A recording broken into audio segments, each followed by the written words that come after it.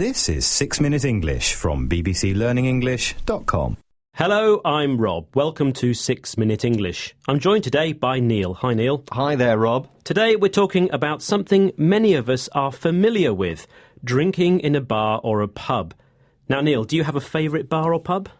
Oh, I have a few favourites, but one in particular is a pub I used to go to after work with friends and colleagues where you got personal service. They brought the drink to you, which is very unusual in this country. It certainly is. Well, I like the old-fashioned style English pubs with plenty of ale on offer, cosy little corners to sit in and a roaring log fire. I'm not so keen on those bright, loud and modern bars, and the drinks are expensive there too. You're very traditional, aren't you, Rob? Well, let's talk more about places to drink around the world soon and highlight some drinking-related vocabulary. But first, how about a question? Of course, in the UK, the word pub is short for public house, and there are over 50,000 of them with many different historical names. But do you know which name is the most popular pub name? Is it A, the Red Lion, B, the Crown, or C, the Royal Oak? Oh, that's difficult. There are lots of pubs with those names, but I'm going to guess C, the Royal Oak. OK, well, we'll find out if you're right or wrong later. So let's start talking about boozing, an informal way of saying drinking alcohol. As you know, in the UK, we have the pub as a place where we can socialise or meet friends and drink together. But all around the world, people have places to come together and share a drink, and not necessarily an alcoholic drink. A pub is also sometimes called a tavern or even a saloon. That's the sort of drinking den you would see in an old cowboy film. But a bar tends to be the most well-known word for describing a place to have a drink. A bar is also the word to describe the long wooden counter that drinks are put on when you order or ask for a drink. There are some amazing bars to drink in around the world. I drank in one in Sweden that was completely made of ice. Even the glasses were made of ice. I find wherever I go in the world, there's always an Irish-themed pub where you can usually get a pint of Guinness. In fact, it's claimed the highest pub in the world, on the route up Mount Everest, is an Irish pub. Well, walking up there must be thirsty work. One of the remotest pubs in the world is in a corner of Greenland. BBC correspondent Rob Crossan recently reported from there for the BBC.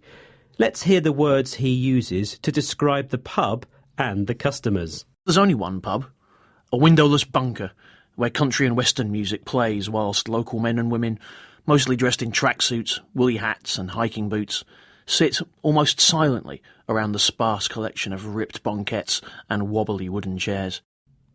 A very lonely place, the only pub around. It has no windows, and he compares it to a bunker.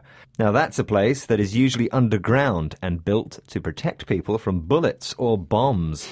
Well, a pub is normally a place to have a good time, but this doesn't sound like a fun place because nobody is talking and there's not much furniture to sit on. It's sparse. Yes, just a few ripped banquettes. These are small seating areas arranged around a table, and some wobbly wooden chairs. Not the place for a riotous evening. Well, maybe it is, because when the drinks start flowing and everyone comes together on a dark, cold Greenland night, it could be fun. The only problem is that alcohol is a bit limited, as Rob Crossan explains. Only beer is available, the Danish brands. Spirits were completely banned in this part of Greenland 5 years ago, due to the quite astonishing levels of consumption by the local population. So you can only drink beer. Consumption, or the drinking of spirits, has been stopped or banned because people drank too much of it. Well, Rob, you know, you don't have to drink to have a good time. Well, that's true. It's not good for your health and you get a terrible hangover. You feel ill the next day. Maybe I'll have an orange juice next time I go to my local boozer or pub. So, come on, Rob, what is the most popular name for a British boozer? Yes, is it A, the Red Lion, B, the Crown, or C, the Royal Oak? I think it's C, the Royal Oak. You've probably drunk in a few Royal Oaks, haven't you? Yes, I have. But you're wrong. The answer is actually the Red Lion. There are 518 Red Lion pubs in the UK. And there are some more unusual names for British pubs too, such as the Axe and Compass, the Ferret and Trouser Leg, and the Slurping Toad. OK, Neil, there's just time to remind us of some of the vocabulary that we've heard today. Yes, we heard ale, traditional, boozing, alcoholic drink, drinking den, a bar, themed, thirsty work, riotous, consumption, hangover, boozer. Thanks, Neil. We hope you've enjoyed today's programme. Please join us again soon for 6 Minute English from BBC Learning English. Right, Neil, do you fancy a pint now? Absolutely, I'll drink to that. Cheers. Cheers. That was 6 Minute English from bbclearningenglish.com.